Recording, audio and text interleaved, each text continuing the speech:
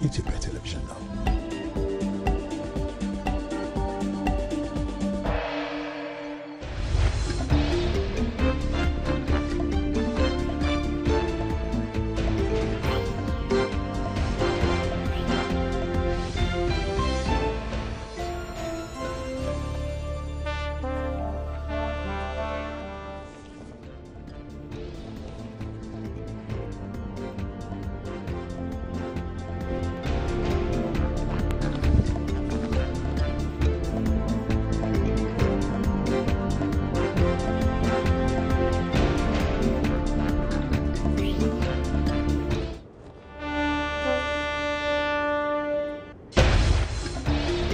ተናስተልን የተወደዳችሁ በኢትዮጵያና በመላው ዓለም ያላችሁ ተከታታዮች በድጋሚ እንደምን ቆያችሁ? 7 ሰዓት ሆኖ ተወዳጁ የዜና ሾው ዜና ኢትዮጵያ እዚህ አዲስ አበባ ከሚገኘው የኢቢሲ ዋናው ስቱዲዮ ተመልሷል።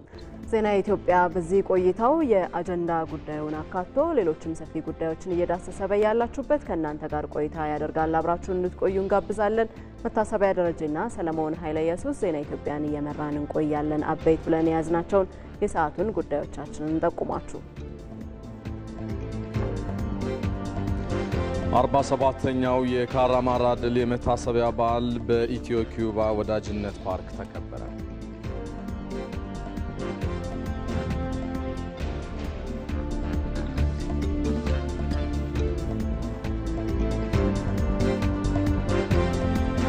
በኢትዮጵያ ብሮድካስቲንግ ኮርፖሬሽን እና በኢትዮጵያ ንግድ ባንክ ትብብር የተዘጋጀው የምዕራፍ 3 የነጋድራስ የሥራ ፈጠራ ውድድር የፊታችን እሁድ ፍጻሜውን ያገኛል።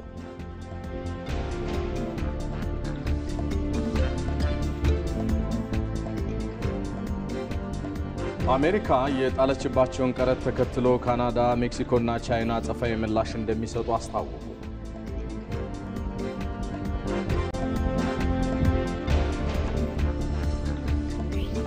በስፖርት ዘገባችን በአውሮፓ ቻምፒየንስ ሊግ ጥሎ ማለፍ የመጀመሪያ ዙር ጨዋታ ተጠባቂ የነበረው የማድሪድ ደርቢ በሪያል ማድሪድ አሸናፊነት ተጠናቀቀ። የሚሉት የሰዓቱ የዜና ኢትዮጵያ አበይት ጉዳዮች ናቸው።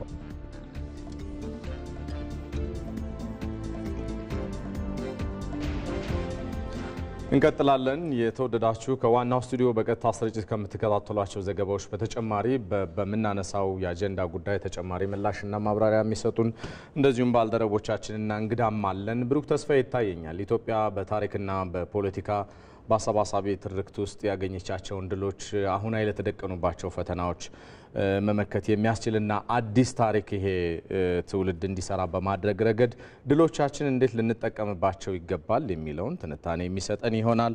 በሌላ መንገድ እንግዲህ ነጋድራስ የሥራ ፈጠራ ውድድር የማጠቃለያ መርሃ ግብሩን የፊታችን የካቲት 30 የሚያደርግን ይሆናል ተብሎ ይጠበቃል። በታላቁ ቤተ መንግስት የኢትዮጵያ ብሮድካስቲንግ ኮርፖሬሽን ዜና ቻናል ማኔጂንግ ኤዲተር ሁናቸው ታየ በተለይ ምን እየተጠቀማቸው ይገኛል የሥራ ፈጠራ ውድድር አጠቃላይ በሀገሪቱ የሥራ ፈጠራ እንቅስቃሴ ያለው አንድምታ እንዴት ይገለጻል የሚለውና ተያያዥ ጉዳዮችን ያጋራን ቆይታ የሚያደርግ ይሆናል። ሌላው አዘጋጅና ጸሐፌ ተውኔት ሰለሞን ጋሻው ይቀላቀለናል ከደቂቃዎች በኋላ። ከቀናት በፊት ህያው ተጋድሎ ህያው ድል የተሰኘውን በተለይ የአድዋ ታሪክ ላይ መሰረት ያደረገውን ብዝሃ ቲያትር የኢትዮጵያ ብሮድካስቲንግ ኮርፖሬሽን ፕሮዲዩስ ማድረጉ የሚታወቅ ነው። እሱን አንድምታና አጠቃላይ የተሰሩ ያሉ ጉዳዮችን ማብራሪያና ምላሽ የሚሰጠን ይሆናል። ሁሉንም ዘገባዎች የተካተላችሁ አብራችሁ እንድትዘልቁ እንጋብዛለን። ዛሬ የምናቀርብላችሁ ላሌ ላቡኮ ይባላል።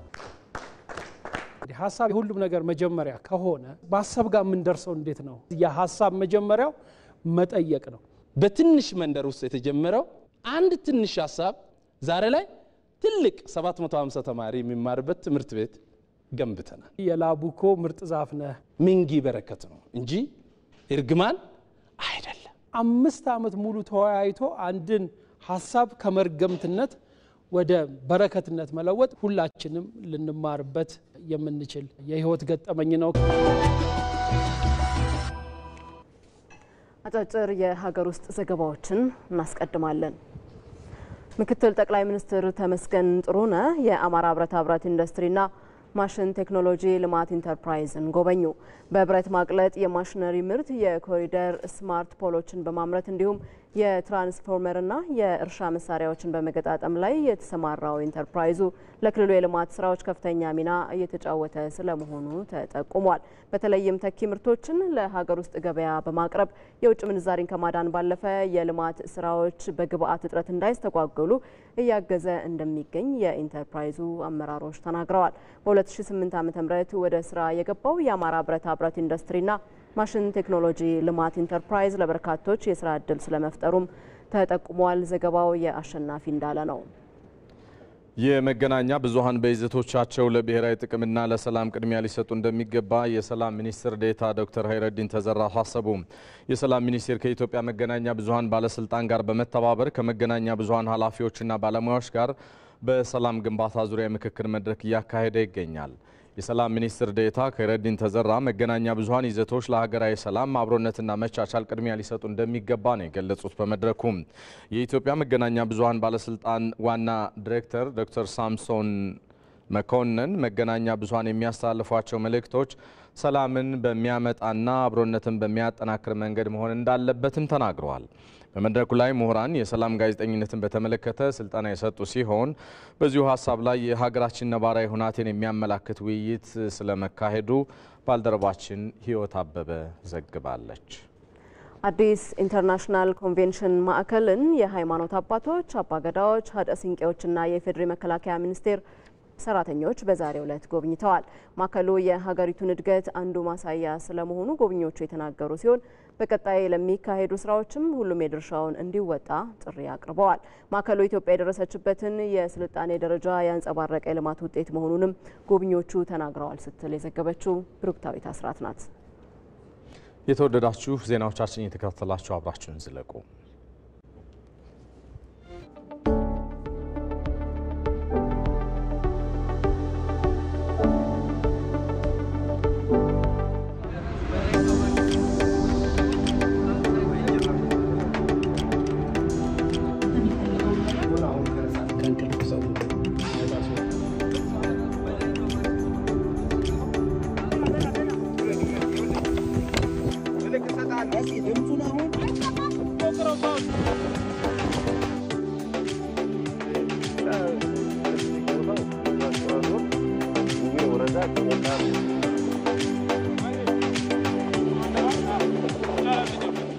ታሪኩን ከመዘከር ባለፈ የዚህን ትውልድ ታሪክ እንዴት እንስራ? የአድዋ መንፈስ የሚያቆም መንፈስ አይደለም፣ ማርሽ ቀያሪ ነው። አድዋ የዓለምን አስተሳሰብ የቀየረ ድል ነው። ዛሬ በቀጥታ የሚሆን በተዘዋዋሪ ብዙ ነገሮች ቅኝ ገዝተው ነው። በምግብ ራሳችን እስካልቻልን ድረስ መቼም ነፃ አንሆንም። በምግብ ራስን መቻል ማምረትና መብላት ድንበርን እንደማስከበር ዋና ጉዳያችን ነው። የአድዋ ድል ለእናንተ ምንድን ነው? የአድዋ ትውልድም የኢኮኖሚ ጦርነት አድርጓል ባይ ነኝ። አሁን ያለው የምግብ ራስን አልመቻል አደጋ የህልውና አደጋ ነው። ምግብ የሰጠን እንደፈለገ ሊያዘን ያስባል። ልጆቻችን የልጅ ልጆቻችን ጥሩ ሀገር ጥሩ ኢትዮጵያ የምትባለዋል እንዲረከቡ ነው እንፈልግ። የኛ ማደግ ልጆቻችን መቀየር አገራችን ትቀየራለች። ህዝባችን አንድ መሆን አለበት። ሁሉም ዜጋ ከውጭ ሆኖ ከመተቸት ይልቅ አገሬ በምግብ ሰብል ራሷን እንድትችል አንድ ጠጠር ማስቀመጥ ይችላል ብሎ ሊያምን ይገባል። የኢትዮጵያ ህዝቦች ሁሉ እጅ ለእጅ ተያይዘው አንድ ላይ መዘመር ቢችሉ፣ በእናንተ ፈለግ ቢከተሉ ረሃብ ተረት ነው የሚሆነው።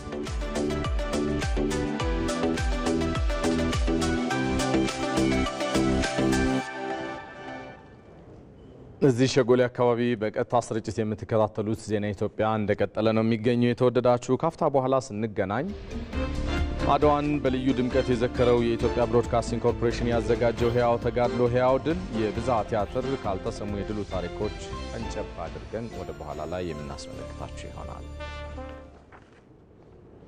ዜና ኢትዮጵያ ከመላው ኢትዮጵያ በተለያዩ ዘገባዎቹ እንደቀጠለ ነው። ተመልካቾቻችን አብራችሁን ስላላችሁ እጅግ አድርገን እናመሰግናለን። በትንታኔ ወደ ያዝነው ጉዳይ እናልፋለን። በኢትዮጵያ ብሮድካስቲንግ ኮርፖሬሽንና በኢትዮጵያ ንግድ ባንክ ትብብር የተዘጋጀው የምዕራፍ 3 የነጋድራስ የስራ ፈጠራ ውድድር የፊታችን እሁድ ፍጻሜውን ያገኛል። ለፍጻሜ ከቀረቡት 5 ተወዳዳሪዎች አሸናፊ የሚሆኑት በብሔራዊ ቤተ መንግስት በሚካሄደው የፍጻሜ ውድድር ተለይተው ይታወቃሉ። ኤዶም አማረ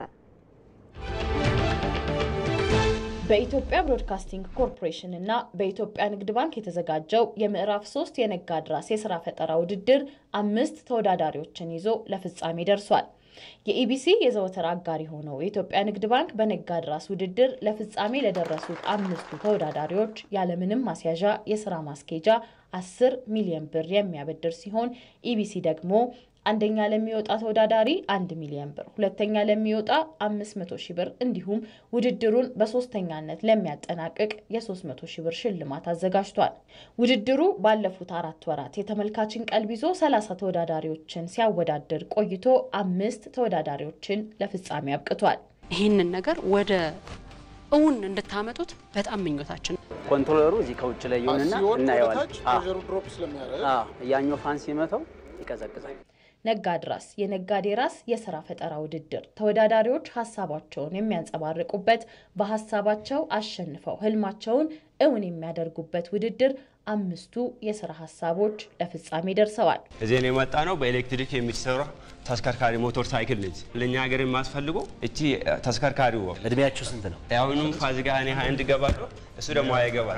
በሀገራችን በሚገኝ ማቴሪያል ባምቦንና ሲዛር ፋይበርን በመጠቀም የሚፈልገውን ቴምፕሬቸርና ሁሚዲቲ እንደየአትክልቱ ኮንትሮል አድርገን መስጠት እንችላለን ማለት ነው። የስልክ መተግበሪያዎችን አቅርበናል ማለት ጭነታቸውን የሚመዘግቡት ጭነታቸውን የሚያስችሉበትና ጭነታቸውን የሚከታተሉበት የስልክ መተግበሪያ ነው ማለት ነው። በተመጣጠነ ምግብ እጥረትና በኦሜጋ 3 እጥረት ምክንያት በዓለም ላይ ከሚከሰቱ 5 የህፃናት ሞቶች መካከል ለሁለቱ ምክንያት ነው። መቆያና ፊዚዮቴራፒ እናዘጋጃለን። እነዚህ ልጆች ወደፊት ተነስተው የመሄድ ከአልጋ ላይ ቢያንስ ዊልቸር ላይ ራሳቸውን ችሎ የመቀመጥ እድል ይኖራቸዋል። ተወዳዳሪዎቹ ለውድድሩ መነሻ የሆናቸውን ሐሳብ ከአካባቢያቸው በሚመለከቱት ችግር እንደፈጠሩ እንዲህ ይገልጻሉ። ምርት ከመበላሸት እስከ መጥፋት የደረሰባቸው ከስተመሮች ገጥሞኛ ቃሉ አሳን እንደ ዋና የኦሜጋ 3 ምንጭ ለመጠቀም የዋጋ ውድነት፣ የተደራሽነትና የምርት እጥረት በከፍተኛ ሁኔታ ችግር ሆኗል። ፍራፍሬ ይመረታል። ነገር ግን ከአርሶ አደሩ ተነስቶ ከተማ ለከስተመሮቹ በሚመጣበት ወቅት ወደ 28% የሚሆነው ፖስት ሃርቨስቲንግ ሎስ አለው። እንደተወደደ እስካሁን የዘለቀው የነጋድራስ የኢትዮጵያ ንግድ ባንክ የሥራ ፈጠራ ውድድር በመጪው እሁድ በብሔራዊ ቤተመንግስት ፍጻሜውን ያገኛል። የትኛው ሐሳብ የትኛው ፈጠራ ያሸንፍ ይሆን? ዕለተ እሁድ በቀጥታ በኢትዮጵያ ቴሌቪዥን ይከታተሉ። እዚህ ጉዳይ ላይ ልንቆይ ነው። የተወደዳችሁ የኢትዮጵያ ብሮድካስቲንግ ኮርፖሬሽን እንግዲህ ዘለግ ላሉ ወራቶች ልንለው እንችላለን የሥራ ፈጠራ ውድድር የሚያካሂዱ ወጣቶችን እየመለመለ በተለያዩ ዘርፎች እዚህ ደረጃ ደርሷል። ፍጻሜው ከቀናት በኋላ እንግዲህ በቤተ መንግስት የሚካሄድ ነው የሚሆነው። እዚሁ ጉዳይ ጋር በተያያዘ ተጨማሪ ምላሽና ማብራሪያ እንዲሰጠን የኢትዮጵያ ብሮድካስቲንግ ኮርፖሬሽን ዜና ቻናል ማኔጂንግ ኤዲተር ባልደረባችን ናቸው ታዬ እዚህ አለ። እንደምን ቆየ? ሆነኛ እንዴት ቆያችሁ? ደህና ነን ይመስገን። እንግዲህ ነጋድራስ የኢትዮጵያ ንግድ ባንክ የሥራ ፈጠራ ውድድር እየተባለ ለረጅም ጊዜያት ቀደም ሲል መግቢያችን ላይ እንደገለጽ ነው በርካታ ወጣቶች በተለያየ እድሜ ክልል ያሉ የማህበረሰብ ክፍሎችና ስራ ፈጣሪዎች ሳይቀር አስደማሚ የሆኑ የሥራ ፈጠራ ውድድሮችን ሲያደርጉ ቆይተዋል። ዓላማው ምንድን ነበረ ከመጀመሪያው ስትነሱ? በጣም አመሰግናለሁ ሰለሞንና መታሰቢያ። እንግዲህ ነጋድራስ የኢትዮጵያ ንግድ ባንክ የሥራ ፈጠራ ውድድር ዋናው ዓላማ ስራ ፈጣሪዎችን ማበረታታት ነው። እንግዲህ እንደሚታወቀው በተለይ ወጣቶች ብዙ ሀሳብ ያላቸው ዜጎች በሀገሪቱ ውስጥ ይገኛሉ። እነዚህ ዜጎች ደግሞ እድሉን አጣው ግን ፈጠራ ያላቸው ሀሳብ ያላቸው ሀሳባቸውን አምጥተው የሚያግዛቸውን አካል የሚያገኙበት መድረክ በጣም የጠበበ ነው። ስለዚህ የኢትዮጵያ ብሮድካስቲንግ ኮርፖሬሽን ይህንን ኃላፊነት ወስዶ ወጣቶች የሥራ ፈጣሪ ሀሳብ ያላቸው እንዲሁም ደግሞ ተጽዕኖ መፍጠር የሚችሉ የተለያዩ አካላት በዚህ መድረክ ላይ እንዲወዳደሩ እድሉን አመቻችቷል። እንደምናስታውሰው እንግዲህ ይሄ ሶስተኛ ምዕራፍ ላይ ነው የምንገኘው። አሁን ላለፉት 2 ምዕራፎች በአማካይ ከ500 እስከ 600 የሚደርሱ የተለያዩ ሀሳብ ያላቸው እንዲሁም ደግሞ ተሰጥኦ ያላቸው ሀሳቦቻቸውን ይዘው ቀርበው ተወዳድረው በ2 ምዕራፍ የኢትዮጵያ ብሮድካስቲንግ ኮርፖሬሽን ወደ 1.8 ሚሊዮን ብር በየዙሩ ማለት ነው ሲሸልም ቆይቷል።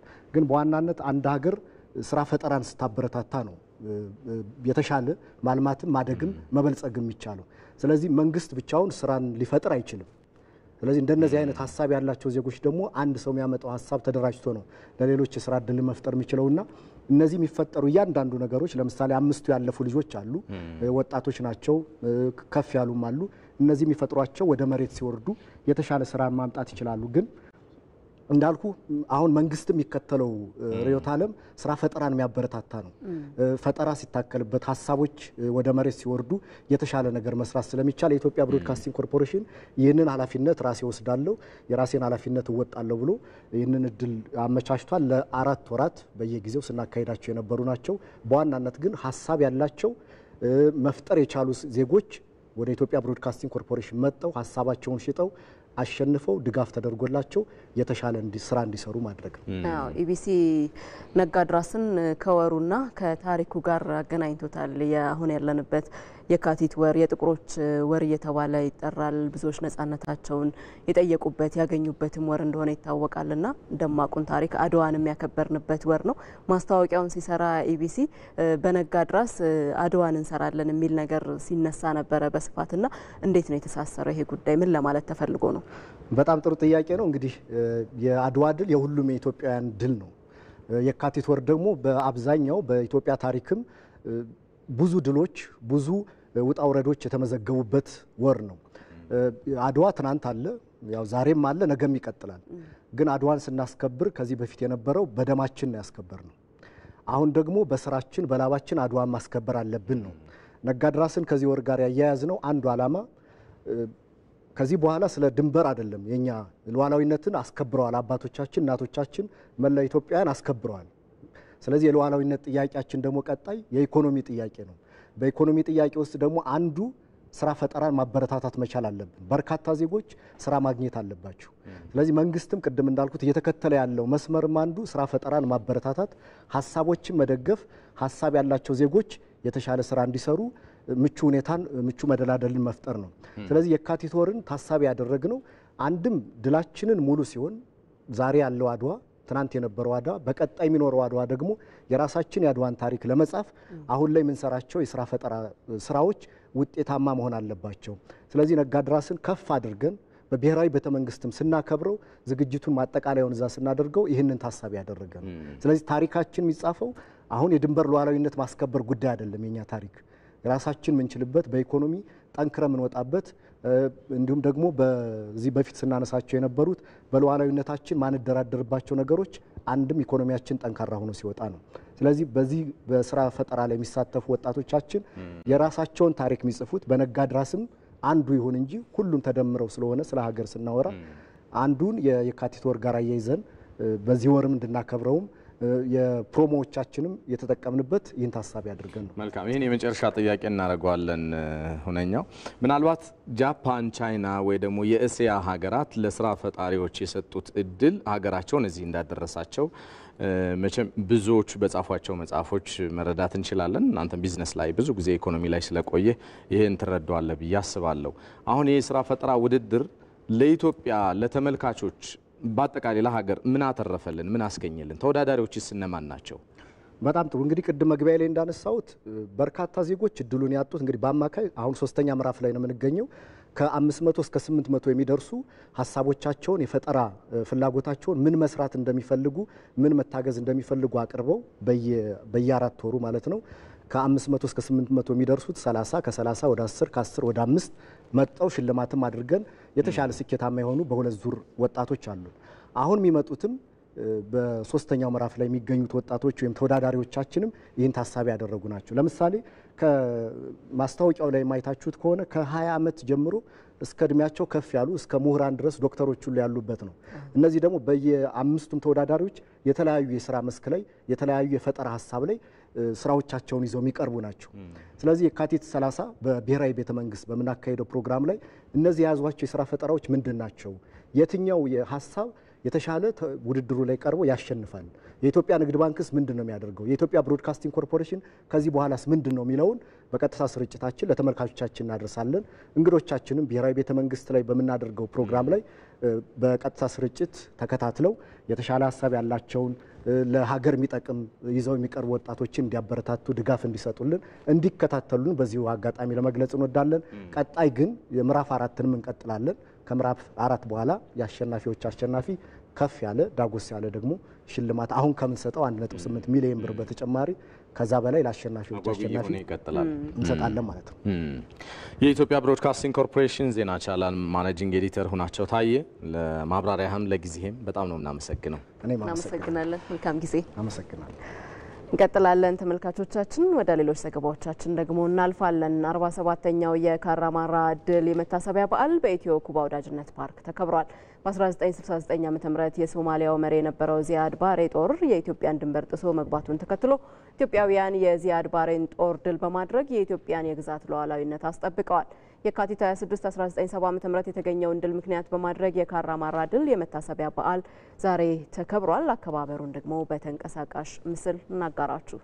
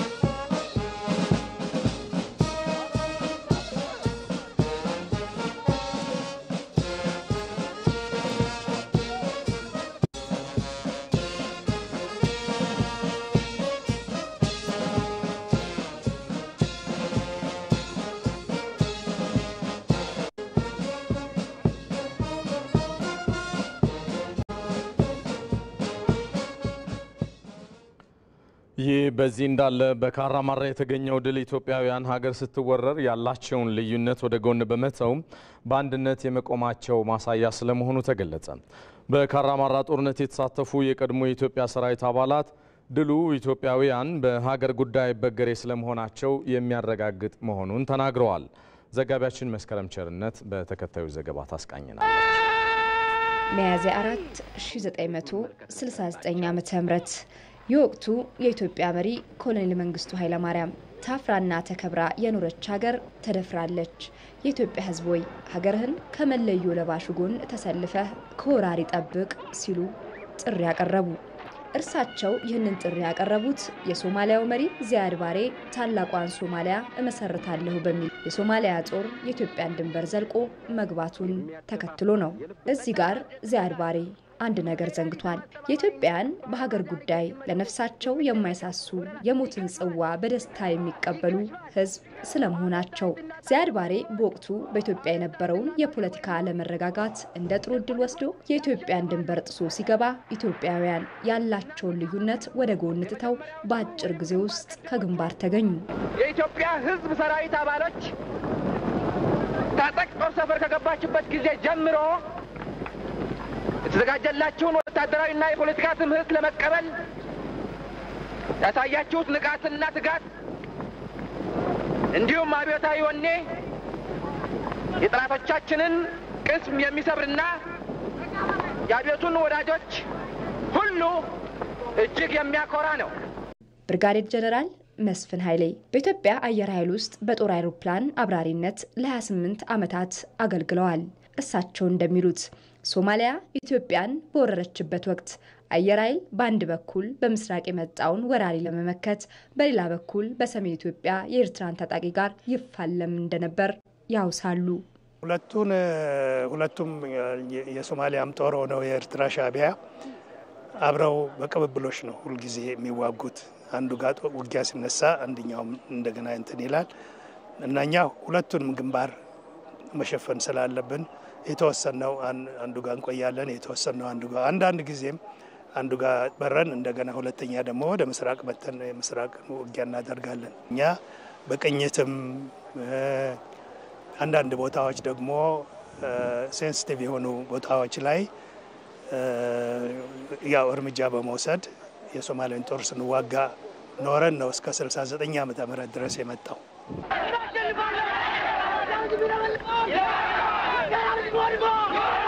ብርጋዴር ጀነራል ካሳዬ ጨመዳ በበኩላቸው በካራማራ ጦርነት በኢትዮጵያ የፖለቲካ ሽኩቻ ብዙ ልዩነት እንኳን ቢኖር ሀገሬው ወራሪን ለመመከት በነበረው ወኔ ድል ተቀዳጅተናል ይላሉ። በሱዳን በኩል ሂዲዮ ሱዳን ኤርትራ ውስጥ ጀባና ሻቢያ ማይስማሙት አንድነት እንዲፈጥሩ አድርጎ በምስራቅ ሶማሌ በአንድ ጊዜ ነው ጦርነት የከፈቱብን በዚች ሀገር ላይ። ያ ጦርነት በተከፈተብን ጊዜ በወቅቱ የነበረው መንግስት ጥሪ ሲያቀርብ ገበሬው ካለበት ቦታ መጥቶ ታጠቅቶ 300,000 ሰራዊት በአንድ ወር ተኩል ውስጥ ነው የሰለጠነው። ቀለቡን ድርጅቱ ሁሉንም ያቀረበው የኢትዮጵያ የአዲስ አበባ ህዝብ እናቶቻችን ታጠገብቶ በዛ ጭቃ ውስጥ አብክቶ ሁሉንም ትጥቅ እንትን አድርጎ አብልቶ ነው እንትን ያለው። በዛን ሰዓት ደርግ የተጠላበት ሰዓት ነበረ። ያፓም አፐራንድ የነበራት ጊዜ ነበረ። መሬታቸውን የተወረሱ ብዙ ኩርፊያ ነበረ። ሚኒስቴሮቹ ጀነራሎቹ በመረሸም ብዙ ኩርፊያ ነበር። ነገር ግን ሶማሌ ወረራይ እርግፍ አድርጎ ሁሉም በአንድነት ነው የቆመ ልክ እንዳድዋ ባጭርም ጊዜ ነው ድል ያገኘ። ሀገር በወራሪ አይን ውስጥ የምትወድቀው በሀገር ውስጥ የጸጥታ መደፍረስ ሲኖር ነው ያሉት የቀድሞ የሰራዊቱ አባላት ሀገራዊ አንድነትን በማጠናከር ያሁኑ ትውልድም የሀገሩን ሉዓላዊነት የመጠበቅ ኃላፊነትን መወጣት አለበት ብለዋል። ይህንኑ መነሻ አድርገን ሰፊ መረጃዎችን ልንጋራ ባልደረባችን ብሩክ ተስፋይን በቀጥታ መስመራችን ላይ አግኝተናል። ብሩክ እንዴት ውለሃል? የካቲት ወር የጥቁሮች ወር እየተባለ ይጠራል። ኢትዮጵያ ደግሞ እንደ ሀገር ለሌላውም ተምሳሌት መሆን የምትችልበት ደማቁ የአድዋ ድልን ያስመዘገበችበት ከአድዋ ማግስት ደግሞ ቀደም ሲል ያነሳ ነው የካራማራ ድልም እንዲሁ የኢትዮጵያውያን ድል ነውና አባቶች እንግዲህ ሀገርን በዚህ መልኩ አጽንተዋል። ኢትዮጵያውያን በታሪካቸው የኢትዮጵያ ሉዓላዊነት በትብብር በድል አድራጊነት አስጠብቀውም ቆይተዋል። አሁን ወቅቱ የሚጠይቀውን ገድል ከመፈጸም አንጻር ትውልዱ በምን መልኩ ነው የራሱን አሻራ ሊያኖር የሚገባው? አመሰግናለሁ መታሰቢያ። እንግዲህ ኢትዮጵያ አሁን ያላትን የግዛት አንድነትና ሉዓላዊነቷን አስጠብቃ ትቆይ ዘንድ በርካታ ቀደምት ኢትዮጵያን ጀግኖች አባቶች አያቶቻችን ህይወታቸውን ገብረው ዳር ድንበሯን አስከብረው አሁን ያለችውን ኢትዮጵያን ማስረከብ ችሏል። ይህ ሲነገር በቀላሉ የሚወራ ነገር ግን ደግሞ በተግባር ሲታይ ብዙ መስዋዕትነት የተከፈለበት መሆኑን ማየት ይቻላል። በአድዋ ጦርነት ላይ ለምሳሌ መጀመሪያው ወረራ ጣሊያን ስትፈጽም የቅኝ ግዛት ፍላጎቷን ለማሳካት ወረራውን በከወነችበት ወቅት በግዛት ውስጥ የተለያዩ በሀገረ መንግስት ውስጥ የተለያዩ የማዕከላዊ መንግስቱን የመቆጣጠር ፍላጎትና እርስ በርስ የስልጣን ሽኩቻዎች ነበሩ። ሆኖም ግን የኢትዮጵያ ጉዳይ ከስልጣንም ከህልውናቸውም በላይ ነውና ኢትዮጵያን አስቀድመው በአንድነት ተባብረው ጥቁሮች ነጭን ማሸነፍ ይችላሉ ወይስ አይችሉም የሚለውን ጥያቄ በተለይ የይቻላልን መንፈስ በዓለም ዘንድ ለማስረት ለጥቁሮች ብቻ ሳይሆን አጠቃላይ ጭቁኖችን ነፃ የሚያወጣ የመንፈስ ልዕልናን እንዲላበሱ ያስቻለ ድልን ማስመዝገብ ተችሏል። ይህ በትብብር የመጣ ውጤት ነው። ኢትዮጵያ አሁን ያለችበት ደረጃ እስክትደርስ ግን ነገሮች ሁሉ አልጋ ባልጋው ሆነው እዚህ ላይ አልደረሰችም። ከዚያም በኋላ ከ40 ዓመታት በኋላ በሁለተኛው የጣሊያን ወረራ ወቅት በ1929 ዓ.ም በወርሃ የካቲት 12 እዚህ እንግዲህ አዲስ አበባ ላይ የተፈጸመውን ጭፍጨፋዎች እናስታውሳለን። ብዙ አይነት ግፎች በደሎችን ቢደርሱ ኢትዮጵያ ነፃ ሀገርን ለቀጣዩ ትውልድ የሚያስከብሩ ጀግኖች ልጆች ያሏት ነችና በብዙ ግፎች ሳይበገሩ በማያልፉ በሚመስሉ ቀናቶች ሳይሸበሩ ዛሬ ያለችውን ኢትዮጵያ ለማስረከብ በየጫካው በየዱሩ ሆነው ታግለው ነፃነቷን በልዩነት በዓለም ላይ የምታከብር የድል አድራጊነት በዓሏን የምታከብር ሀገር እንድትሆን አስችሏታል። ከዚያም ባለፈ ደግሞ አሁን እያከበርን ያለነው የካራማራን ጦርነትም ስናነሳ በወቅቱ እንግዲህ የተለያዩ የፖለቲካ ርዕዮትን ያራምዱ የነበሩ የፖለቲካ ፓርቲዎች የታጠቁ ኃይሎች በስፋት ይንቀሳቀሱ እንደነበር እንግዲህ ታሪክ ያስረዳል። በዚያ ወቅት እንግዲህ ሁሉም የስልጣን ሽሚያ ውስጥ ቢሆንም የዚያድ ባሬ ጦር በምስራቅ በኩል ወደ 700 ኪሎ ሜትር በደቡብ ኢትዮጵያ በኩል ደግሞ ወደ 300 ኪሎ ሜትር ወረራን ሲፈጽም ኢትዮጵያውያን በአንድ ጥሪ ነው ተሰባስበው የዚያድ ባሬን ጦር ያሸነፉት። የመጣነው ያገኘነው ድል ነፃነታችንን የስለንቦና ከፍታችንን እንድናገኝ በማስቻል ረገድ ትልቅ አበርክቶን ማምጣት ችሏል። ነገር ግን እዚህ ላይ አንድ ልብ ልንለው የሚገባ ጉዳይ የግድ የጋራ ጠላት ሁሉ ጊዜም ሊኖር እንደማይገባ ነው እንግዲህ የተለያዩ የታሪክ ምሁራንም በዘርፉም ጥናትና ምርምር ያደረጉ ሰዎች የሚያነሱት። የኢትዮጵያን ትብብር አንድነት የግድ የጋራ ጠላት ሲኖር ብቻ ሳይሆን በወቅቱ አሁን ባለንበት ሁኔታ ድህነት የኢትዮጵያ ክፉ ጠላቷ ነው። ስለዚህ ይህንን ድህነት ማሸነፍ ከእያንዳንዱ ኢትዮጵያዊ የሚጠበቅ ነው። ምክንያቱም እነሱ በደማቸው በህይወታቸው መስዋዕትነት ያቆዩትን ሀገር በስራና በጥረት ደግሞ ሉዓላዊነቷን ማስጠበቅ ይገባል። ምንጊዜም የኢኮኖሚ ነጻነቱን ያረጋገጠ ሀገር ሉዓላዊነቱ የተከበረ የመደራደር የመነጋገር አቅሙ የተሻለ የመደመጥ አቅሙም ከፍ ያለ ነው የሚሆነውና ይህንን በማድረግ ረገድ ዘመኑ የፈጠረለትን የቴክኖሎጂ አማራጮችም ጭምር ተጠቅሞ የኢትዮጵያን ከፍታ እውን ለማድረግ ሁሉም የጋራ ርብርብና ትብብር ያስፈልጋል። በዚህ ረገድ ታላቁ የኢትዮጵያ ህዳሴ ግድብን ማንሳት እንችላለን። ሁሉም ኢትዮጵያውያን በጋራ በመተባበር የዓለም መንግስታት ወይም ደግሞ የኢትዮጵያን ይህንን የልማት ፍላጎቷን እውን ለማድረግ ተገቢውን ድጋፍ ያላደረጉ ተቃውሞ ያሰሙ እንዳይከወን ጥረት ያደረጉ ቢኖሩም ኢትዮጵያ ግን ልጆቿን አስተባብራ ይህንን እውን ማድረግ ትችላለች። ስለዚህ አሁን በተለያዩ መንገዶች የሰፋፊ የልማት አቅሞችን በመጠቀም ከፍታዋን ለማስቀጠል ጥረት እያደረገች ነው ያለችው። የልማት አቅሞች ላይ ደግሞ ልክ እንደ ጋራ ጠላት ድህነትን አስቦ መረባረብ የዚህ ትውልድ የራሱ አሻራ መሆን እንዳለበት እንግዲህ እዚህ ላይ ማንሳት እንችላለን። ለጊዜው ያሉኝ መረጃዎች እነዚህ ናቸው። አመሰግናለን ብሩክ። መልካም ጊዜ። እዚሁ ዛሬ እየተከበረ ካለው የካራማራ ድል ዘገባዎቻችን ሳንወጣ በካራማራ ድል በርካታ ጀግና የኢትዮጵያ ሰራዊት አባላት የአካልና የህይወት ዋጋ ከፍለዋል። መቶ አለቃ በቀለ ጎንፋ በካራማራ ጦርነት ገና በለጋ ዕድሜያቸው ነበር መዝመታቸውን የሚናገሩት። ለድሉን መሆን ታዲያ ሰራዊቱ ለኢትዮጵያ የነበረው ፍቅርና ወኔ ዋነኛው ምክንያት እንደነበረ ይገልጻሉ። ባልደረባችን መስከረም ቸርነት አናግራቸዋለች። ተከታተሉትና እንመለሳለን። ስሜ በቀለ ጎንፋ መቶ አለቃ ነበርኩ። ያኔ እንግዲህ ከሰራዊቱ ከወጣሁ 47 ዓመቴ ነው እና በዚያን ወቅት ወጣት መኮንን ነበርኩ። ከሀረር ጦር አካዳሚ ተመርቄ ገና 2 ዓመት አልሞላኝም። በ68 ተመረቅኩ። 1967 ያ ጦርነት ላይ ነበርኩ። በወጣት መኮንንነቴ ዘመቻ መኮንን ነበርኩ። ለዚያ ክፍል ነበልባል 219 ሻለቃ ነበር። በኦጋዴን ውስጥ በተለያዩ ቦታዎች ሁሉ ነበር የተዋጋ ነው። ጅጅጋ፣ ሀረር ዙሪያ፣ ጋራዲ፣ ጉርቃ፣ ድርቃድር፣ ጎዴ፣ ዋርዴር በዩ ብቻ ያልተዋጋንበት ቦታ አልነበረ። መጨረሻ ቆሬ ግንባር ነው እንግዲህ 7 ወር ዲፌንስ ወይ መከላከያ የተያዘበት ነው። እዛ ላይ ነው እኔ የምቆሰልኩት።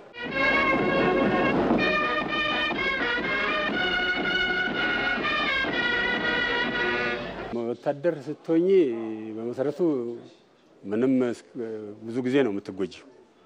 የምትጨረፊበት ጊዜ በርካታ ነው። ምናልባት ኃይለኛው የሆነው ነው ምናልባት የሚቆጠር እንጂ እኔ ከዛ በፊት እዚህ ደረቴ ላይም ተመትቼ ነበር። እንዳጋጣሚ ሆኖ ደረቴ እኔ መታኝ የሚገለኝ የነበረ ነው። ጥሩ ድሉ የነበረው ኪሴ ውስጥ የጃኬት ለብሼ ነው። የጃኬቱ ኪሴ ውስጥ ማስታወሻ ባለሪንግ ማስታወሻ ነበረኝ። ከስሩ ደግሞ ዋሌት ነበረ። ዋሌት ውስጥ ብሮች ነበሩ። ብር ብቻም ሳይሆን ችርችፍ ስሙኒዎች ደግሞ ሌላ ኪስ ውስጥ የዋሌቱ ኪስ ውስጥ ነበሩ እና እዛ የመታኝ ጥይት እነዚህን ሁሉ በሳስተው ሲገባ ችርችፏ ስሙኒ ላይ ሲደርስ ያው አቅጣጫ ቀየረች። ችርችፏ ስሙኒ ራሷም ተጠማዛም ብላለች፣ ግን እሷ ባልተማል ስለነበረች ወደ ውስጥ ይሄደ ነበረው ወደ ታች ፍቆኛ ጥንቴን ነጩን አውጥቶ አለፈ። እሱ ያው በልቤ በኩል ነበርና ምገለኝ የነበረ ነው። እሱ ድኛለሁ። አንድ ጊዜ ቦምብ ፍንጣሪ መጥቶኝ ጎዲኔ ውስጥ ነው የተቀርቅራ የቀረችው። እሷ ለጊዜው ትንፋሼ ተቋርጦ ያው ተወሰነ ጊዜ እንትም እያለው ቤትም እንትን በኋላ ጎዲኔ ውስጥ ስለሆነ ተሰካችው። ጎዲኑም ስላልተሰበረ እዛው የጎዲኔ አካል ሆና ዛሬ የት እንዳለችም አላውቃትም። እዛው ውስጥ ነች ያለችው። አንዴ ሄልሜቴ ተመቷል አናቴ ላይ። ሄልሜት የብረቱ ሄልሜት ስለነበረ የመታኝ ጥይት ሄልሜቱን እንዲህ ሲመታው ወደ ኋላ አንገቱ ላይ ታሰረው የሄልሜቱ ማንገቻ ነው ይዞት ያስቀረውና ምናልባት ያ ሄልሜት ባይኖር ጭንቅላቴም መታ ነበርና እንግዲህ በጦር ሜዳ ስትኖኝ እንዴት ነው ወሬት አፈራ ወርቀሽ አፈሪ እንደ ሳይነካሽ ማትድኛ አይነት ነገር አድርገሽ መቆጣጠር ትችያለሽ። እና እንግዲህ ትረፍ ብሎኝ ያው የመጨረሻው ደግሞ እግሬ በከፍተኛ ተጎድቶ ነው ቆሬ ግንባር ላይ ወጣሁት።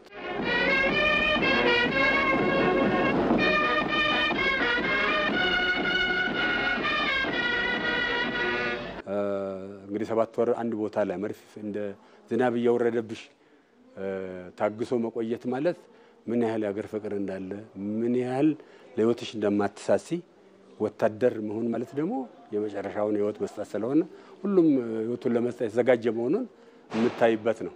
ተመተሽ ራሱ መነሳት የማትፈልጊ ነው። እኔ በግድ አንፍሰውኝ ነው የጥይት መኪና ላይ ጭነውኝ ሄሊኮፕተር የወሰደች እኔ አልነሳም እስከማለት ያን ያህል ድረስ ነው ስሜት የሚኖርሽ።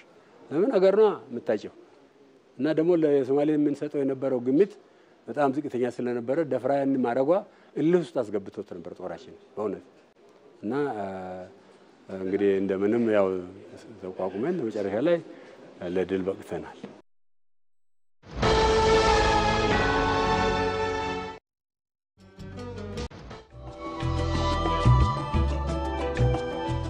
ሀሳብ የሁሉም ነገር መጀመሪያ ከሆነ ግን ማሰብ ጋር ምን ደርሰው እንዴት ነው? ቤተሰቦች አይጠቅሙም ብለው ጥለውኝ ያለ ከዛ አባ ከሞት አፋፍ አድኖኝ ሐኪም ቤት ይዞ ሄዶ አድኖኝ ኢሞሽናል ሆናለሁ ይሄን ነገር ሳይ። ልክ ልትገደል ስትል ተወስዳ ለውሻ ነው ተሰጠችው። የባህልና የሰው ልጅ ህይወት ቁርኝት ምን ያህል ውስብስብ እንደሆነ መማር እንችላለን። እኔ ወንዝ ልሆን፣ እኔ ጫካ ልሆን፣ እኔ ገደል ልሆን፣ ወደ እኔ ልጆችን ጣሉ። ከማስተዋል የሚነሳ መጠየቅ ሐሳብ እንድናመነጭ መፍትሄ እንድናመጣ ያ መፍትሄ ደግሞ ሀብት እንዲሆን ሀገር እንዲያድግ የህይወት ገጠመኝ ነው ከላሌ የተማር ነው።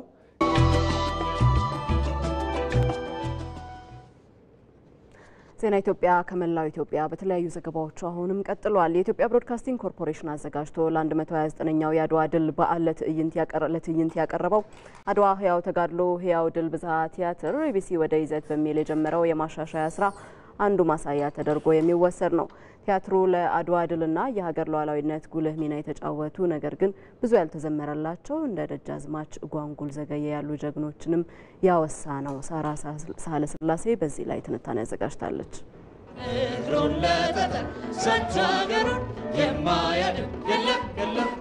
ህያው ተጋድሎ ህያው ድል የተሰኘው ብዝሃ ቲያትር የኢትዮጵያ ብሮድካስቲንግ ኮርፖሬሽን ለ129ኛው የአድዋ ድል በዓል አዘጋጅቶ ለትዕይንት ያቀረበው ነው።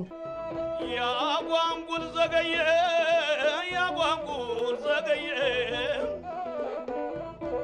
ያጓንጉል ዘገየ ያጓንጉል ለአድዋ ድል ጉልህ ሚና የተጫወቱ ነገር ግን ብዙ ያልተዘመረላቸው እንደ ደጃዝማች ጓንጉል ዘገየ ያሉትንም ያወሳል። ደጃዝማች ጓንጉል ዘገየ የእጁ ገዢ የነበሩት ዘገየ ብሩ ልጅ ናቸው። ከቅድመ አያታቸው ጀምሮ ያለው ትውልድም የእጁን አስተዳድሯል። ይሁንና ንጉሠ ነገሥት አጼ ምኒልክ የእጁ አስተዳዳሪነትን ከአባታቸው ነጥቀው ለባለቤታቸው ወንድም ራስ ወሌ ብጡል ደርበው መስጠታቸው አስቆጣቸው። አኩርፈውም አምፀው ጫካ ገቡ። በ1888 ኢትዮጵያን የወረረው ጣሊያንም ይህን አጋጣሚ ሊጠቀምበት አብረውት እንዲቆሙ መልእክት ላከላቸው። ምን አንቀጽ 17 ተሰርዟል? ለምን ጊዜውም ተፍቋል? ይሁንና የደጃዝማች ጓንጉል ሀገር ወዳድነት ከግል ጥቅም በላይ ነበርና ፋሺስት ጣሊያንን ለመውጋት ከአጼ ምኒልክ ጎን ቆሙ። ወደ አምባላጄ ግንባርም ዘመቱ። አገር ችግር ላይ ናት፣ እኔም ከእርስዎ ጎን ሆኜ ለአገሬ ልሞት የሚል መልእክት ላኩ። ምኒልክም ተቀበሏቸው እና ያላቸውን ጦር በራስ መኮንን ስር አደረጓቸው። በራስ መኮንን ስር ሆነው እንግዲህ አምባላጌ ጦርነት ላይ ተሳተፉ። አድዋ ላይም በራስ መኮንን ስር ሆነው በተለይ ውጊያው የበረታበት ሰዓት ነበረ። እነ ፊታውራሪ ገበየሁ የሞቱበትና የጣሊያን መድፎች በጣም ጥቃት ማድረስ የደረሱበት እዛ ላይ ተልከው ከጀርባ ገብተው መድፈኞቹን የጨረሷቸውም እሳቸው ናቸው። አድዋ ባደረጉት አስተዋጽኦም በኋላ እንደውም ዋግ ሹምነት ተሹመው ላስታንም ዋግንም የእጁንም አስተዳድረዋል። አጼ ምኒልክም እንደ ራስ አሉላ ካሉት የጦር መሪዎቻቸው ጋር የአምባላጄ ጦርነትን እንዴት በብልሃት መምራት እንዳለባቸው መክረው ጦራቸውን አዘመቱ። ይሄ አምባላጌ ላይ ያጋጠመው ሽንፈት በአውሮፓውያንም ጥያቄ ያስነሳ፣ በኢጣሊያ በኩልም ያመጣው የፖለቲካ መስቀልቅል ቀላል አልነበረም። በኋላም በአድዋ ተቋጭ። አድዋ የኢትዮጵያ ብሮድካስቲንግ ኮርፖሬሽን ያዘጋጀው የብዝሃ ቲያትር ትዕይንትም የሀገር ሉዓላዊነትን ለማስጠበቅ እንደ ደጃዝማች ጓንጉል ዘገየ ያሉ ጀግኖችን የሚያወሳበት ነው። ያለንበት ወቅት ኢትዮጵያ ሌሎች ጓንጉል ዘገየዎችን የምትፈልግበት ጊዜ መሆኑንም የሚጠቁምበት ነው። እዚህ ጉዳይ ላይ ልንቆይ ነው የተወደዳችሁ። የኢትዮጵያ ብሮድካስቲንግ ኮርፖሬሽን በድምጽም በምስልም እንግዲህ የመጀመሪያው በተለይ አድዋ 129ኛው ሲከበር ህያው ተጋድሎ ህያው ድል በሚል መርህ የቲያትሩ ጸሐፊና አዘጋጅ ጸሐፌ ተውኔት ሶሎሞን ጋሻው ተጨማሪ ቆይታ ሊያደርግ እዚህ ስቱዲዮአችን ነው የሚገኘው። መጠነኛ ቆይታ እናደርጋለን። ለጊዜ በጣም ነው የምናመሰግነው። ግሩም አሻራ ስላሳረፍክ በበኩሌ አድናቆቴ ድረስ እግዚአብሔር ይስጥልኝ። አመሰግናለሁ። ብዙዎች ያደነቁት ነበረ። በተለይ ከቲያትር መድረክ ውጭ የሚሰሩ ስራዎች በዚህ ደረጃ ጥራታቸው ተጠብቆ ይሰራሉ ወይ የሚለውም ነገር ጥያቄ ውስጥ ነበርና ይሄን የመለሰ ነበር። አፍሪካርድም እያወራን ነበር። አንዳንድ ጊዜ የመድረክ ተውኔቶች እንደዚህ ተቀርጸው ውጭ ላይ ሲወጡ የድምጽ ችግር ብዙ ጊዜ ያጋጥማቸዋል። ይሄ ኩልል ያለ ነገር ነበረውና እጅግ ድንቅ ነው። ለኔም ለሀገርም ለተቋሙም ትልቅ አስተዋጽኦ ያበረከተ ነው ብዬ አስባለሁ። ባልደረባችን እንግዲህ ሀገራዊ የታሪክ ተጋድሎዎቻችንን ጎልተው እንዲወጡ በማድረግ ረገድ የኢትዮጵያ ብሮድካስቲንግ ኮርፖሬሽን በተለያዩ አማራጮቹ ምልህ በሬዲዮም በኤፍኤም አዲስ 97 በብሔራዊ ሬዲዮ መቼም ታሪክ የማይረሳቸውን ተውኔቶች የሰራ ተቋም ነው። በቴሌቪዥንም ደግሞ እንዲህ ያሉ ነገሮችን ይዞ እየመጣ ነውና እንደ አንድ ጸሐፌ ተውኔት እንዴት አየኸው የኢቢሲን አጠቃላይ ሚና? መጀመሪያ እሱን ከማለት በፊት ትንሽ የነጥብ ምናልባት በአሁን እነዚህ ትልቅ ሀገራዊ ሁነቶች ሀገረ መንግስት ሆነ ብሔረ መንግስትን ሁልጊዜ በሂደት ላይ የሚገኝን ሀገረ መንግስትና ብሔረ መንግስትን በመፍጠር በመመስረት እንዲሁም በማጎልበትና በማቆየት ረገድ ያለውን ሚና በጣም በትኩረት ያለመመልከት ምናልባት ችግር ትመለከት ይሆናል። ይህን ደግሞ ተገቢ በሆነ ትልቅ በሆነ ግራንድ በምንለው ወይ ደግሞ አብይ በምንለው የኪነ ጥበብ ራዕይ ወይም ቪዥን የመመልከት እጥረት ነበረን ማለት ይቻላል። ግን ይሄ ምለው እንደ ሀገር ነው እንደ እንትን አለ። ኢቢሲ ግን ምንም ጥያቄ የለውም በሬዲዮም በቴሌቪዥንም እስከላይ ድረስ ያደረገው አስተዋጽኦ እንደው በጥልቅ ጥናት ካላልከው በስተቀር ምናልባት በትናንሽ ቃላቶች ተነግረ ልታበላሸው ሁላ የምትችል ነው። በጣም ትልቅ ነው፣ ምንም ነገር የለውም። በተለይ ግን በዚህ ስራ ላይ ያደረገው ትልቅ ነገር ምንድነው? መጀመሪያ እነዚህ ሀገራዊ ሁነቶች በትልቅ ኪነ ጥበባዊ አቅርቦት ቀርበው ለሚቀጥለው ትውልድ የሚሻገር የኪነ ጥበብ መሰረትን እንዲሁም ደግሞ ብሔራዊ ትርክትን ለመፍጠሪያ መሳሪያነት መጠቀም አለብን ብሎ አስቦ መነሳቱ ይሄ በጣም ትልቅ ሀሳብ ነው፣ አስተሳሰብ ነው። ሁለተኛ ደግሞ እነዚህ ደግሞ ለመተግበር የራሱን አደረጃጀት መፍጠሩ አሁን የራሱን አደረጃጀት የኪነ ጥበብ ያስፈልጋል ለዚህ ጉዳይ። ይህን ደግሞ የራሱ አደረጃጀት ፈጥሬ በዚህ ውስጥ የሚገቡትን ባለሙያዎች አምጥቼ ለዚህ የሚያስፈልገውን ወጪ የፈለገ ወጪ ቢሆን አውጥቼ እነዚህ ስራዎች እሰራለሁ ብሎ መወሰኑ በእውነቱ ዛሬ ሳይሆን ነገም የሚመጣ ትውልድ የሚያመሰግነው ስራ ነው የሚሆነው። ኪነ ጥበብ እንግዲህ መልእክትን በማስተላለፍ ረገድ ከማስተላለፍም ባለፈ የሚፈለገውን ታርጌት ለመምታት ትልቅ መሳሪያ ነው ማለት እንችላለን። የአድዋ ጦርነትንም ስናነሳ ሽለላው፣ ፉከራው፣ ቀረርቶ በጣም ብዙ የኪነ ጥበብ ስራዎች ሰራዊቱን በማነሳሳት ህዝቡን በማነሳሳት ረገድ ትልቅ ሚናን ተጫውተዋል፣ ለድሉም መገኘት ማለት እንችላለን እና ኢትዮጵያ እንደ ሀገር ብዙ ታሪኮች አሏት። እነዛ ታሪኮች ደግሞ አንድነትን ይበልጥ የሚያጠናክሩ ናቸው። እነዚህ አንድነትን የሚያጠናክሩ ታሪኮችን በኪነ ጥበቡ መቃኘት መቻል ሀገርን በማሻገር ረገድ ትልቅ ሚና ይጫወታል ተብሎ ይታመናል እና እንደው ኢቢሲ አሁን ለእይታ ያበቃው ይህ ትርኢትስ ምን ሚና ይኖረዋል ብለው ያስባሉ? ሚናው ምንም ጥያቄ የለውም። በአንድ በኩል እንዳልነው ሁነቶቹ አገራዊ ትርክትን ወይም ደግሞ ሀገራዊ አንድነት ትርክትን በመፍጠር ረገድ የሚኖራቸው ሚና ያሳድጋል። በሌላ በኩል ደግሞ ራሱ ኪነ ጥበብን ያሳድጋል። ለኪነ ጥበብ ትልቅ ቦታን ይሰጣል። በዚህ ውስጥ እጅግ በርካታ ልጆችን እናፈራለን። አሁን ትርኢቱ ላይ ተመልክታችሁ ከሆነ ከአንጋፋዎችም አሉ፣ መካከል ላይ አሉ፣ እንደገና ደግሞ እጅግ በጣም ገና ወደ ገበያው ያልገቡ ልጆች አሉ። እዚህ በእነዚህ ልጆች ህይወት ላይ ኪነ ጥበብ ለሀገር የሚኖረው ሚና ማስረጽ ራሱ በጣም ትልቅ እነዚህ ይሄን ማደራጀት ይሄን የሚያክል ትልቅ የኪነ ጥበብ አገሩን የሚወድ ለሀገሩ የሚቆም የኪነ ጥበብ ቡድን ማቋቋምና መፍጠር ራሱ በራሱ አንዱ ትልቅ ሚና ነው። ስለዚህ ሚናው ከጉዳዩን ሁኔታውን ከማብሰል ባለፈ ራሱ ኪነ ጥበቡን ራሱ በማሳደግ ውስጥ ያለው ሚና በጣም ከፍተኛ ነው ማለት እንችላለን። የኢቲቪን ተሞክሮ ብናነሳ ጥሩ ይመስለኛል። ሰው ለዚህ ላይ እንደዚህ ትላልቅ ታሪኮችን የመግለጽ ነገር እንደ ሀገር ስታየው በጣም የተቀዛቀዘ ነው። የኢትዮጵያ ብሮድካስቲንግ ኮርፖሬሽን ደግሞ በርከት ያሉ ጉዳዮችን ፊት ለፊት እያመጣ ለማስተማሪያም ለእውቀትም ለመረጃ ሰጭም በተውኔቱ ደረጃ ደግሞ ሲገለጽ ጉልበታቸው ከፍ ያለ ነው እና ይሄን ልምድን የማጋራት እንቅስቃሴ በሀገር አቀፍ ደረጃ ገቢራዊ እንዲሆን ምን አስተዋጽኦ ይኖረዋል ብለህ ታስባለህ? አንደኛው ነገር ራሱ መጀመሪያ ራሱን በጣም አጠናክሮ አሁን በዚህ በቅርቡ ጊዜ በጣም ብዙ ስራዎች ይዘን እንወጣለን። ይሄ የሚቆም አይደለም። ከዚህ በኋላ የትኛውም ትልቅ ሀገራዊ ጉዳይ ሲመጣ ከፊት ለፊት ነው ኢቢሲ ከዚህ በኋላ የሚሰለፈው። ምክንያቱም በቂ አቅም እያጠናከረ ነው ያለው። እጅግ በርካታ ልጆችን እያሳተፈ ነው ያለው። የራሱን የኪነ ጥበብ ኔትወርክ እየፈጠረ ነው ያለው። ስለዚህ ያሚናው ከፍተኛ ነው የሚሆነው ምንም ጥያቄ በሌለው ሁኔታ። ከዚህ በኋላ ኢቢሲ ድሮ የነበረውን በኢትዮጵያ ኪነ ጥበብ ውስጥ የነበረውን መሪነት ሚና ጨብጦ ወደፊት የሚጓዝ መሆኑ ምንም ግልጽ በሆነ መንገድ እየታየ ነው። ምክንያቱም የምናገኘው ምላሽ እያረጋገጠልን ያለው ይሄ ነው። ስለዚህ ይሄ ነገር ነው ያለው። በሌላ በኩል ግን አሁን ከዚህ በኋላ የሚቆም ነገር የለም። ዋናው ነጥብ በቅርቡ እጅግ በርካታ በዚሁ መጠንና ደረጃ ያሉ ትልቅ የኪነ ጥበብ ስራዎችን ኢቢሲ ይዞ ይመጣል ያቀርባል ነው። ይሄው የህያው ተጋድሎ ህያው ድል ቲያትር ጸሐፊና አዘጋጅ ሰሎሞን ጋሻው ሰፊ ለሆነው ማብራሪያ በጣም ነው የምናመሰግነው። መልካም ቀን። እናመሰግናለን።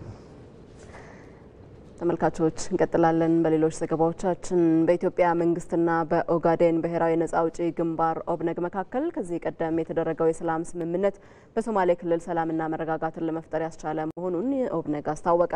ከሰሞኑ በናይሮቢ ከተማ በኦብነግ ስም የወጣው መግለጫ ድርጅቱን ፈጽሞ እንደማይወክለው ግንባሩ ባወጣው የአቋም መግለጫ ተናግሯል። ይህን ጉዳይ የዘገበው ኢዜአ ነው። ዛማኑኤል መንግስቱ እንደሚከተለው ያቀርበዋል። በኢትዮጵያ መንግስትና በኦጋዴን ብሔራዊ ነጻ አውጪ ግንባር በኦብነግ መካከል የተደረሰው የሰላም ስምምነት በክልሉ ለረጅም ጊዜ የነበረውን ግጭት ያስቆመ መሆኑን የግንባሩ ምክር ቤት አባላት አስታውቋል። የኦብነግ ማዕከላዊ ምክር ቤት ጸሐፊ አህመድ አብዱላይ ሼህ አብዲ እንደገለጹት የሰላም ስምምነቱ ግንባሩ በሶማሌ ክልል የተለያዩ ዞኖችና ወረዳዎች ቢሮዎቹን በመክፈት በሰላማዊ መንገድ እንዲንቀሳቀስ ያስቻለም ነው ብለዋል። አክለውም ስምምነቱ በተለያዩ የዓለም ክልሎች የነበሩ የሶማሌ ክልል ተወላጆችና የግንባሩ አባላት ወደ ሀገራቸውና ክልላቸው በነጻነት እንዲገቡ ያስቻለም ነው ሲሉ ገልጸዋል። ማንታ ኦይ ማጅ ታhay 3/2025 ስምምነቱ የኦጋዴን ብሔራዊ ነጻ አውጪ ግንባር ኦብነግ ባካሄደው ስብሰባ በኦጋዴን ነጻ አውጪ ግንባርና በኢትዮጵያ መንግስት መካከል በፈረንጆቹ 2018 በደረስነው ስምምነት በክልሉ ለረጅም ጊዜ ሲካሄድ የነበረውን ግጭት ያስቆመ ነው። ስምምነቱ ግንባሩ በሶማሌ ክልል በተለያዩ ዞኖችና ወረዳዎች ቢሮዎችን ከፍተው በሰላማዊ መንገድ እንዲንቀሳቀስም አስችሎታል። በተጨማሪም የግንባሩ ደጋፊዎችና የክልሉ ተወላጆች ወደ ክልላቸው በሰላም እንዲመለሱም ያስቻለ ነው። በናይሮቢ ከተማ በኦብነግ ስም የኢትዮጵያ መንግስት ስምምነቱን ጥሷል በሚል የወጡ መግለጫዎች ድርጅቱን ፈጽሞ የማይወክሉ መሆኑን ተገልጿል። በተወሰኑ ግለሰቦች የወጣው የተሳሳተ መግለጫ የግንባሩን ህጋዊ ሂደት ያልተከተለ በመሆኑ መላው የግንባሩ ደጋፊዎችና የሶማሌ ክልል ተወላጆች መግለጫው የተሳሳተ መሆኑን ተረድተው የግንባሩን አንድነት ይበልጥ እንዲጠናከር ድጋፋቸውን እንዲያጠናክሩም ጥሪውን አቅርቧል። ከ3 ቀናት በፊት የኢትዮጵያ መንግስት የሰላም ስምምነቱን ጥሷል በሚል የተሰጠውን መግለጫ ፈጽሞ ግንባሩን የማይወክልና የተሳሳተ መሆኑን ልናሳውቅ እንወዳለን። በተወሰኑ ሰዎች የተሰጠው የመግለጫ የኦጋዴን ነጻ አውጪ ግንባር ኦብነግን የማይወክል በመሆኑ ለአባላታችን ማስተላለፍ የምፈልገው ግንባሩ የጀመረውን የሰላም እንቅስቃሴና አንድነት አጠናክሮ እንደሚቀጥልና ለዚህም ድጋፋችሁ እንዳይለየን ስንል ጥሪያችንን እናቀርባለን። የኦብነግ ማዕከላዊ ምክር ቤት አባል አህመድ ያሲን ሼህ ኢብራሂም በበኩላቸው የሰላም ስምምነቱ በክልሉ የነበረውን ውጥረት ያረገበና ለነዋሪዎችም እፎይታ የሰጠ ነው ብለዋል። በኦብነግ ጉዳይ በተወሰኑ ግለሰቦች የሚሰጡ የተሳሳቱ መግለጫዎች ህብረተሰቡ እንዳይደናገርና ግለሰቦቹ ከድርጊታቸው እንዲቆጠቡ ግንባሩ አሳስቧል። ጀብሃደ ወደንጋ xoreynta ogaadenya iyo dawladda Itoobiya ሰላም ለማስፈን የወሰድነው እርምጃ የህዝባችንን ሰላም ያረጋገጠ ነው። በቅርቡ ከኬንያ ናይሮቢ በተሰጠው መግለጫ የኢትዮጵያ መንግስት የሰላም ስምምነቱን ጥሷል የተባለውን ከኦብነግ እውቅና ውጭ በመሆኑ ህጋዊነትና ተቀባይነት እንደሌለው እንደ ግንባሩ ማዕከላዊ ኮሚቴ ልናሳውቅ እንወዳለን። የኢትዮጵያ መንግስትና የኦጋዴን ብሔራዊ ነጻ አውጪ ግንባር ኦብነግ እንደ ፈረንጆቹ አቆጣጠር በ2018 በአስመራ የሰላም ስምምነት ማድረጋቸው ይታወሳል። ዜናዎቻችን እንደቀጠሉ ናቸው። የተወደዳችሁ አሁን ደግሞ ዛሬ በማለዳው በአዲስ ቀን የሀገር ጉዳይ አጀንዳ አድርገነው ወደ ነበረው ጉዳይ እናልፋለን። በኢትዮጵያ ተላላፊ ያልሆኑ በሽታዎች ማህበረሰቡ የሚሰጠው ትኩረት አናሳ ስለመሆኑ ይገለጻል። የጤና ባለሙያዎችም በየ3 ወሩ ቅድመ ምርመራ ማድረግ አስፈላጊ እንደሆነ ቢመክሩም ይህ ግን ተግባራዊ ያለመደረጉ ነው የሚገለጸው።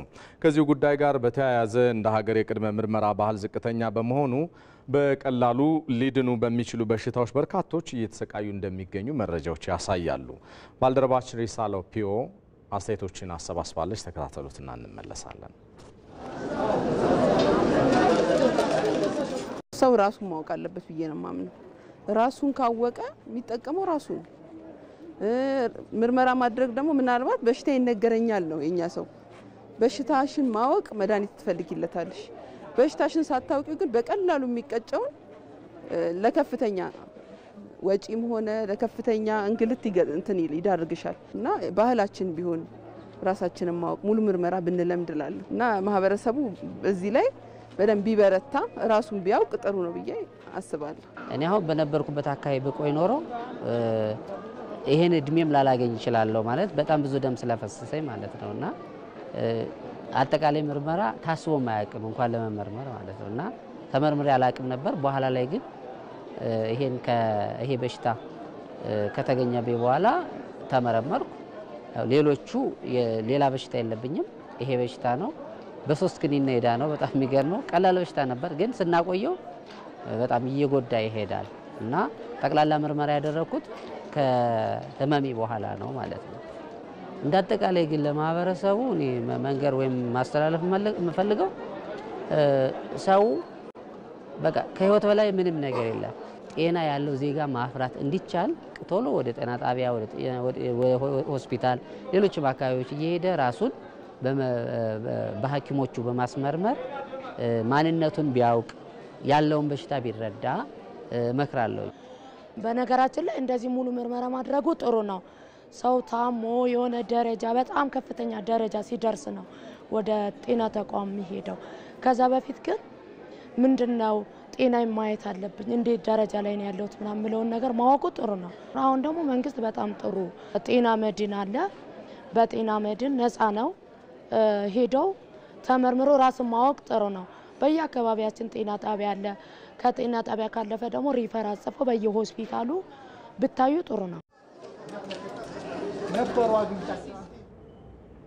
ወደ ውጪ ዘገባችን አለፍን። አሜሪካ የጣለችባቸውን ቀረጥ ተከትሎ ካናዳ፣ ሜክሲኮና ቻይና አጸፋዊ ምላሽ እንደሚሰጡ አስታወቁ። የአሜሪካው ፕሬዝዳንት ዶናልድ ትራምፕ በካናዳና ሜክሲኮ ላይ የጣሉት የ25 በመቶ ቀረጥ ትላንት ተግባራዊ መደረግ ጀምሯል። በቻይና ላይ የተጣለውን የ10 በመቶ ቀረጥ የትራምፕ አስተዳደር ወደ 20 በመቶም ከፍ አድርጎታል። ሰይፉ ገብረ ጻድቅ። የአሜሪካኑ ፕሬዝዳንት ዶናልድ ትራምፕ ቃል የገቡትን ተግባራዊ የማድረግ እንቅስቃሴ ጀምረዋል። አንደኛው እርምጃቸው ከሀገራቸው ጋር አለ ያሉትን ፍትሐዊ ያልሆነ የንግድ ጦርነት በሚጥሉት ቀረጥ አሜሪካንን ተጠቃሚ ለማድረግ ያለመ ነው።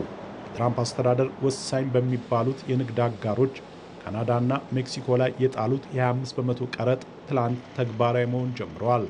ካናዳ ወደ ዩናይትድ ስቴትስ በምትልካቸው ምርቶች ላይ የ25 በመቶ ቀረጡ ገቢራዊ መሆኑን አስመልክተው ጋዜጣዊ መግለጫ የሰጡት የካናዳ ጠቅላይ ሚኒስትር ጀስቲን ትሩዶ ድርጊቱን የንግድ ጦርነት ጅማሬ ብለውታል። ዩናይትድ ስቴትስ በካናዳ ላይ የንግድ ጦርነት ጀምራለች። ይህ የሚጎዳው አሜሪካውያንን ነው። በቅርብ አጋሯና ወዳጃው ላይ ነው ተግባራዊ እየሆነ ያለው።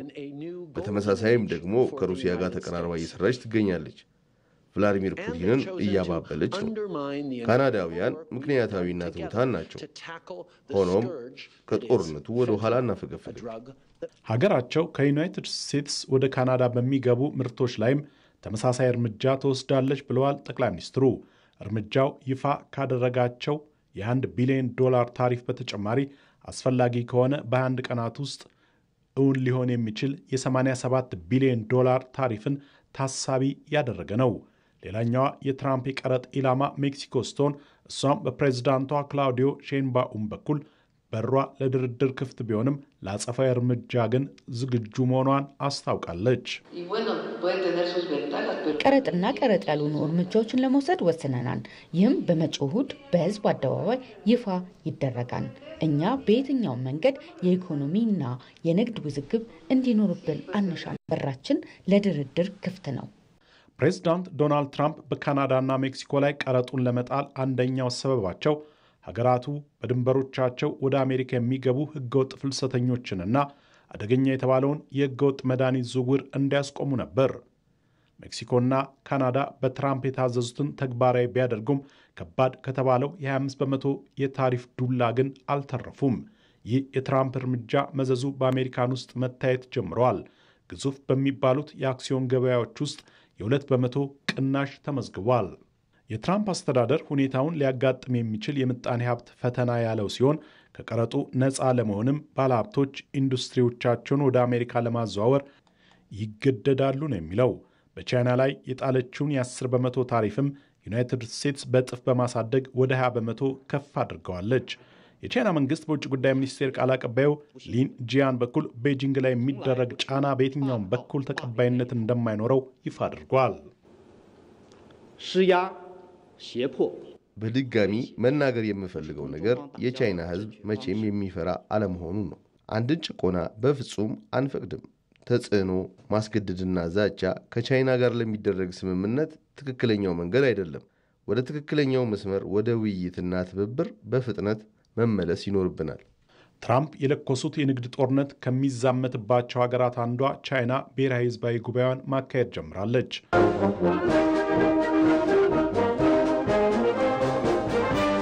ከቤጂንጉ ጉባኤ ለዋሽንግተን የሚሰጠው አጸፋዊ ምላሽ እየተጠበቀ ሲሆን ትራምፕ በመጀመሪያው የሁለተኛ ዘመን የምክር ቤት ንግግራቸው ቀረጡን ተከትሎ የሚከሰተው ችግር ዝቅተኛ ይሆናል ብለዋል።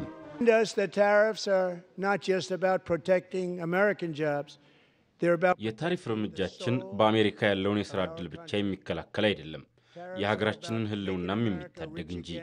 የምንጥለው ታሪፍ አሜሪካን ወደ ቀደመ ብልጽግናዋና ታላቅነቷ የሚመልሳት ነው። በፍጥነትም ተግባራዊ ይደረጋል። የተወሰነ ኢኮኖሚያዊ ተጽዕኖ ይኖረዋል። የሁለቱ ምክር ቤቶች አባላት በጋራ በታደሙበት ስነ ስርዓት ላይ የሀገራቸው ራዕይን እውን ከመሆን የሚያስቆም ኃይል የለም ትራምፕ ማለታቸውን ኤኤፍፒ ዘግቧል።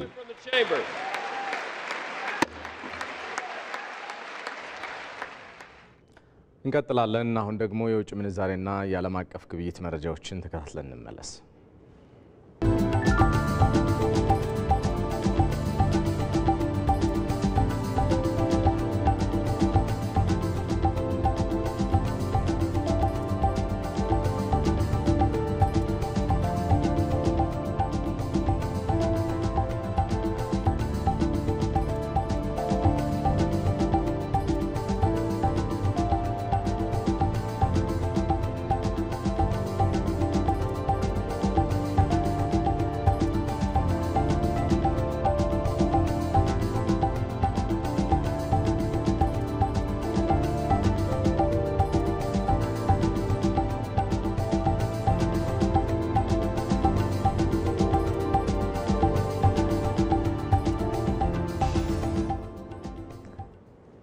ወደ ስፖርት ዘገባችን ስናልፍ በአውሮፓ ቻምፒየንስ ሊግ ጥሎ ማለፍ የመጀመሪያ ዙር ጨዋታ ተጠባቂ የነበረው የማድሪድ ደርቢ በሪያል ማድሪድ አሸናፊነት ተጠናቋል። በሌላ ጨዋታ አርሰናል ፒኤስቪ ኢንዶቨንን በሰፊ የግብ ልዩነት ሲረታ፣ አስቶን ቪላም ክለብ ብሩዥን አሸንፏል። መሰረት ተስፋዬ ትላንት ምሽት በተደረጉ የመጀመሪያ ዙር ጨዋታዎች መከናወን የጀመረው የአውሮፓ ቻምፒየንስ ሊግ የጥሎ ማለፍ መርሃ ግብር በአራት ጨዋታዎች 17 ግቦች ተቆጥረውበታል። ሳንቲያጎ ቤርናቦ ላይ በማድሪድ ደርቢ ሪያል ማድሪድን ከአትሌቲኮ ማድሪድ ያገናኘው ተጠባቂ ጨዋታ በነጭ ለባሾቹ ሪያል ማድሪዶች 2-1 አሸናፊነት ተጠናቋል። ሎስ ብላንኮቹ የኳስ ቁጥጥርና የግብ ሙከራ ብልጫውን በወሰዱበት ጨዋታ ሮድሪጎ ባስቆጠራት ግብ ጨዋታውን ለመምራት የፈጀባቸው 4 ደቂቃ ደቂቃ ብቻ ነበር። ሆኖም ዩሊያን አልቫሬዝ በ32ኛው ደቂቃ አትሌቲኮ ማድሪድን አቻ ያደረገች ግብ አስቆጥሮ አትሌቲኮች ወደ ጨዋታው መመለስ ቢችሉም ብራሂም ዲያዝ በሁለተኛው አጋማሽ ማድሪድን አሸናፊ ያደረገች ወሳኝ ግብ ከመረብ አሳርፏል። ምንም እንኳን ሪያል ማድሪድ በመጀመሪያው ዙር በሜዳው የከተማ ተቀናቃኙን 2-1 ቢያሸንፍም የዲያጎ ሲሞኔ ቡድን አትሌቲኮ ማድሪድ ከሜዳ ውጪ ግብ አስቆጥሮ መመለሱና ሽንፈቱን በጠባብ የግብ ልዩነት የተመዘገበ መሆኑ በዋንዳ ሜትሮፖሊታኖ ስታዲየም የሚደረገውን የመልስ ጨዋታ ከወዲሁ ተጠባቂ እንዲሆን አድርጎታል። በሌላ ጨዋታ ወደ ኔዘርላንድስ ተጉዞ ከፒኤስቪ ኢንዶቨን ጋር የመጀመሪያ ዙር የጥሎ ማለፍ ጨዋታውን ያደረገው አርሰናል ከግማሽ ደርዘን ግብ በላይ አስቆጥሮ አሸንፎ ተመልሷል። በስታዲዮ ኦፍ ሊፕስ በተደረገው ጨዋታ የሰሜን ለንደኑ ክለብ አርሰናል ሳይጠበቅ 7-1 በሆነ ሰፊ የግብ ልዩነት ረቷል። የመድፈኞቹ ስብስብ አስደናቂ ሆኖ ባመሸበት ፍልሚያ በጨዋታው 8 ኢላማቸውን የጠበቁ የግብ ሙከራዎችን ሲያደርግ 7ቱ ኳሶች ከመረብ አርፈዋል። የቡድኑ አምበልና የጨዋታው ኮከብ በመባል የተመረጠው ማርቲን ኦዴጋርድ 2 ግቦችን ሲያስቆጥር ዩሪያን ቲምበር፣ ኢታን ንዋኔሪ፣ ሚኬል ሜሪኖ፣ ሊያንድሮ ትሮሳርድና ሪካርዶ ካላፊዮሪ ቀሪዎቹን የድል ግቦች አክለዋል። አርሰናል በአውሮፓ ቻምፒየንስ ሊግ የጥሎ ማለፍ ታሪክም ከሜዳ ውጪ 7 ግቦችን በማስቆጠር ያሸነፈ የመጀመሪያው ክለብ ለመሆን በቅቷል። ወደ ቤልጂየም ተጉዞ ከክለብ ብሩዥ ጋር የጥሎ ማለፍ የመጀመሪያ ዙር ጨዋታውን ያደረገው ሌላኛው የእንግሊዝ ተወካይ አስቶን ቪላ በተፈተነበት መርሃ ግብር 3-1 አሸንፏል። ሊዮን ቤሊ በጨዋታ ማርኮ አሴንሲዮ በፍጹም ቅጣት ምት እንዲሁም ሚሼል በራሱ መረብ ላይ የአስቶን ቪላን የአሸናፊነት ግቦች ያስቆጠሩ ተጫዋቾች ሆነዋል። ጀርመን ላይ ከፈረንሳይ ሊግ አንዱ ክለብ ሊል ጋር የመጀመሪያ ዙር ፍልሚያውን ያደረገው ቦሩሲያ ዶርትሙንድ በሜዳውና በደጋፊው ፊት አቻ ተለያይቷል። የተወደዳችሁ እኩለ ቀን 6 ሰዓት ጀምሮ እስከ አሁን ሰዓት ድረስ በቀጥታ ስርጭት እዚህ አዲስ አበባ ከሚገኘው የኢቢሲ ዋናው ስቱዲዮ ስትከታተሉት የቆያችሁ ተወዳጁ የዜና ሾው ዜና ኢትዮጵያ እነሆ ፍጻሜው ላይ ደርሷል። አብራችሁን ስለነበራችሁ ስለተከታተላችሁን እጅግ አድርገን እናመሰግናለን። መታሰቢያ ደረጀና ሰለሞን ኃይለ ኢየሱስ የዛሬ ዕለተ ረቡዕ ዜና ኢትዮጵያን እየመራን ከእናንተ ጋር ቆይታ አድርገናል። በሰላም ዋሉ።